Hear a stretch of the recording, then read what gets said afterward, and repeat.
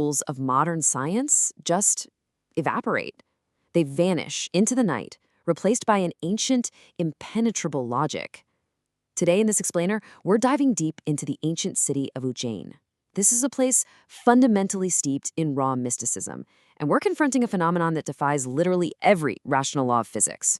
We're stepping inside the Bhairav temple.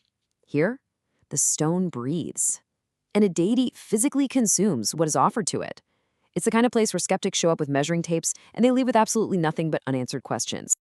To truly grasp the sheer impossibility of what happens here, you've got to look at the people who tried and completely failed to debunk it.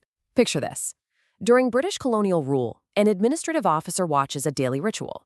A temple priest places a bottle of liquor right to the lips of a solid stone idol of Kaaal Bhairav. In front of hundreds of people, the bottle empties. Not a single drop spills. Convinced this was just some cheap mechanical trick, a hidden pipe or an underground cavity, this officer brings in a heavy excavation equipment.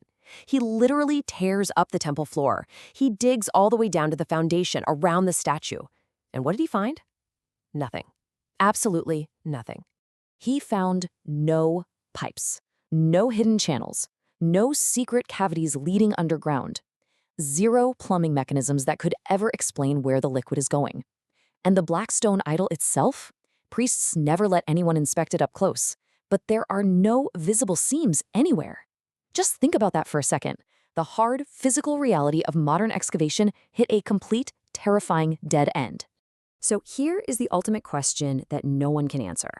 Where does the liquor actually go?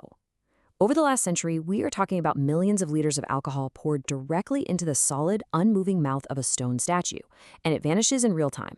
Scientists, rationalists, skeptics, they've all tried to crack this, but their investigations lead absolutely nowhere. It is a mystery happening right before our very eyes, every single day, and it completely breaks the human brain. To even begin to understand this, we have to strip away our modern biases. This isn't some cheap parlor trick for tourists. It's a deeply rooted tantric protocol. In tantric worship, there are 5 core offerings called the Panchamakara. One of them is madhya, or liquor. Kaaal Bhairav is the fierce, uncompromising guardian commander of Ujjain by offering alcohol in a silver skull cup, a ritual they say was started by goddess Mahalakshmi herself. Devotees are symbolically surrendering their own tamasic traits. We're talking about handing over your lowest inner demons, your negativity, your darkness, straight to the deity. He absorbs it all. And this dark tradition makes absolute sense when you look at the blood-soaked and sacred timeline of Ujjain. This isn't just a city on a map. It's a massive center of spiritual power, historically operating as a cremation ground, the perfect setting for extreme ascetic practices. The Skanda Purana says King Bhadrasan built this temple right on the Shipra River. By the 5th century, it becomes a massive hub for radical tantric sects. Fast forward to the 18th century, and it's suddenly a global epicenter for astronomy and a brutal battleground for massive empires. All these intense eras just layered right on top of this single extremely potent location. To truly feel the intensity of the worship here, you have to look at the terrifying sects that guarded it. Kaaal Bhairav was the ultimate deity for the Kapalika and Kalomuka sects. The Kapalikas, literally meaning skull-bearers, were a macabre extreme order.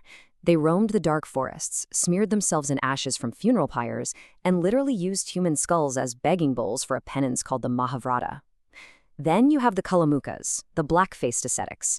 They were more organized, building monastic temples, but they held on to deep, intense, and highly secretive tantric practices. Both of these groups chased absolute mystical identification with Shiva's most terrifying form. But this fierce devotion isn't confined to ancient forest yogis. It is heavily tied to raw military power. Look at the idol today. Kaaal Bhairav is wearing a very specific traditional headdress, the Maratha Mavala Pagdi. Why? Because after a completely devastating defeat at Panipat, the legendary Maratha commander Mahaji Shinde prayed to Kaaal Bhairav. He begged for the power to re-establish the Maratha Empire in North India. In 1771, he crushed the Rohilas, captured Delhi, and returned to fulfill his vow. He restored the temple and crowned the god of death with his own military turban. That exact symbol of supreme valor sits on the idol's head to this very day. Okay, now let's pivot. Because Ujjain isn't just about dark faith and military blood, it is a profound hub of ancient science. Long before Greenwich, England claimed the title, Ujjain was the actual Greenwich of India.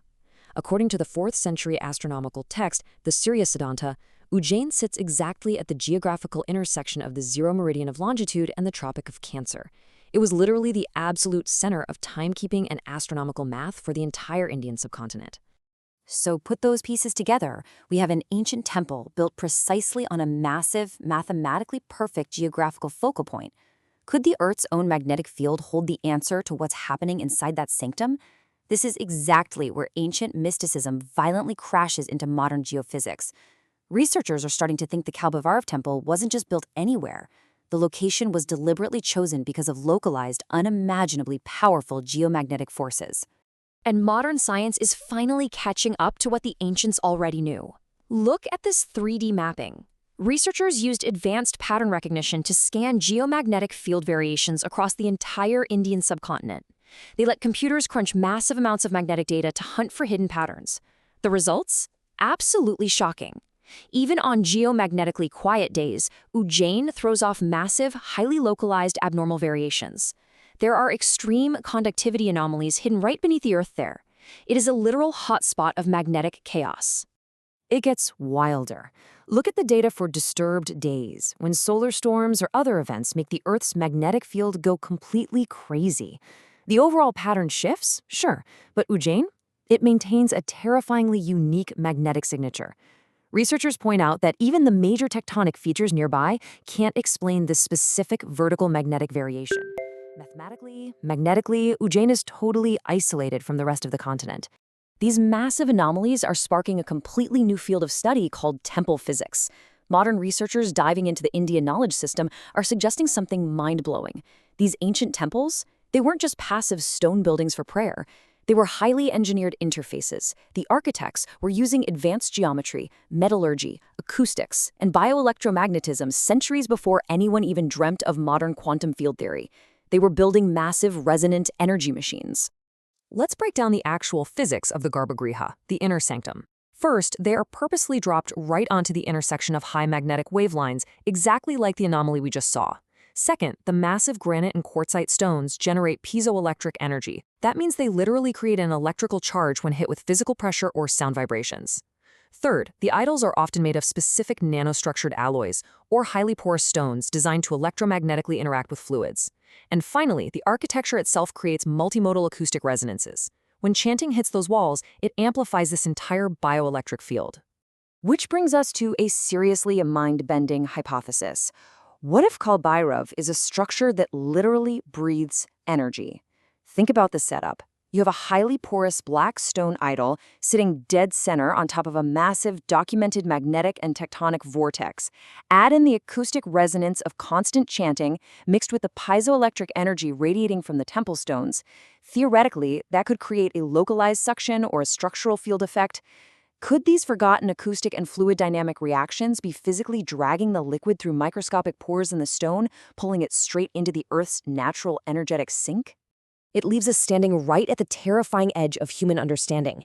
The British dug for pipes and failed because they were looking for crude plumbing in a place that operates on unseen physics and raw ancient devotion. When millions of liters of liquor literally vanish into a stone mouth, we have to ask ourselves, is Kaaal Bhairav a pure miracle of dark faith demanding the surrender of our inner demons? Or is it an impossibly advanced, undiscovered feat of ancient physics that our modern instruments are only just now beginning to understand? Whatever the truth is, Ujjain is keeping its secret. Keep questioning, keep digging, and I'll catch you in the next explainer.